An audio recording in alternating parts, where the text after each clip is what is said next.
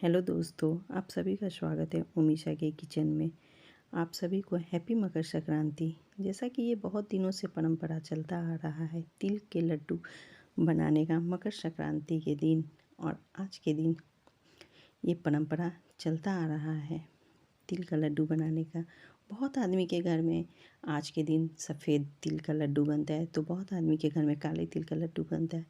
तो हमारे घर में आज मैं बनाने जा रही हूँ काले तिल का लड्डू। तो जैसा कि मैं सबसे पहले तिल को कढ़ाई में रखी और उसे भूनते हुए जब तक कि उसका कलर सुनहरा ना हो जाए। और हमारे घर में थोड़ा ज़्यादा बन रहा है, इसलिए मुझे 2 बार 3 बार करके इसे भूनना पड़ा है। एक ही बार करके भूनते तो वो ढंग से नहीं भून पाते, इसीलिए थोड़ा थोड़ा करके भून रहे हैं। और उसके बाद फिर थोड़ा सा चूड़ा का बनाना है, तो फिर थोड़ा चूड़ा भी भूनना पड़ा।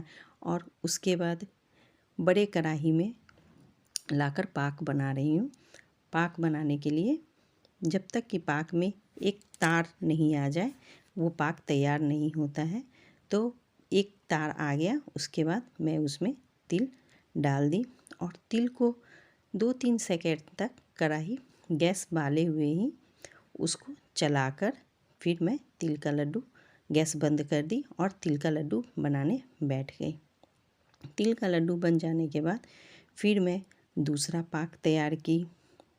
दूसरा पाक भुजा का तैयार की।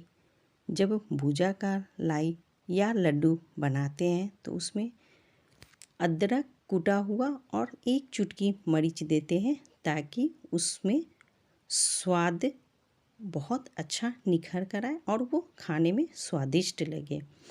इसलिए भुजा के पाक में थोड़ा अदवा और मरीच देना पड़ता है। तो मैं उसमें फिर से भुजा डाल दी और इस भुजा को भी मैं 2-3 सेकंड तक गैस जलना ही रहेगा हमारा, और इसको बढ़िया से मिक्स करना है। और मिक्स करने के बाद इसका भी गैस बंद करके हमें इसका भी लड्डू बनाना है। और उसके बाद जब ये लड्डू बनकर तैयार हो जाता है तो मुझे फिर चूड़ा का तैयार करना पड़ता है। आप लोग के घर में तिल का लड्डू बन ही गया होगा। अधिकतर घरों में तो आज के दिन एक दिन पहले ही तिल का लड्डू बन जाता है। और मैं बगल वाले गैस पे दही जमाने के लिए दूध उबाल रही हूँ।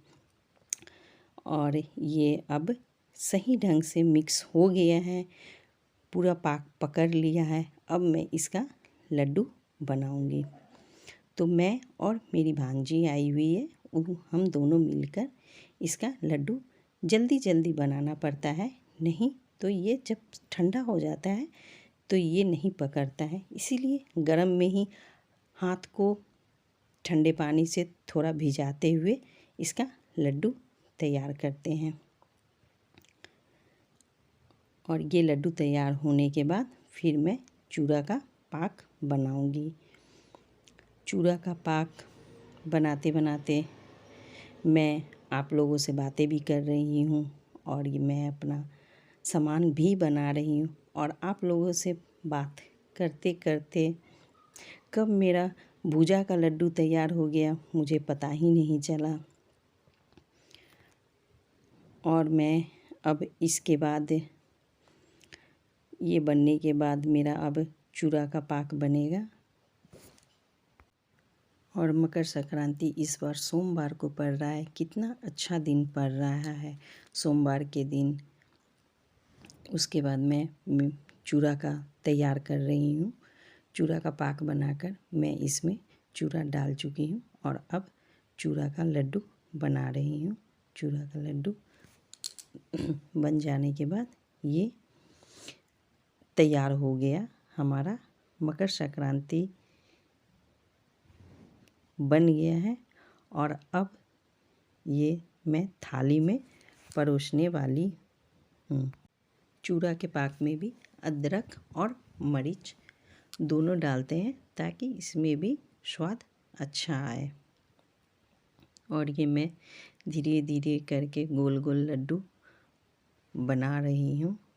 और ये ठंडा ना हो जाए इसके लिए मैं जल्दी जल्दी जल्दी जल्दी कभी इधर तो कभी उधर, तो कभी इधर तो कभी उधर जब बना रही हूँ तो वो बनाते बनाते नीचे जब मैं रख रही हूँ तो वो खुल जा रहा है। फिर गैस जलाई, गैस जलाकर फिर इसे चलाई तो थोड़ा गड़बड़ हो गया। जब भी बनाती हूँ हर साल मेरा या तो मेरा खजूर गड़बड़ हो जाता है, या तो ये लड्डू कभी पाक ज़्यादा हो जाता है, कभी पानी ज़्यादा हो जाता है। हमेशा कुछ न कुछ गड़बड़ हो ही जाता है बनाने में। कभी भी अगर सही से कुछ बन जाता है तो वो तिल का लड्डू है, इसीलिए सबसे पहले मैं तिल का लड्डू ही बनाती हूँ ताकि कोई गड़बड़ ना हो। और अब दूध भी उबल गया है।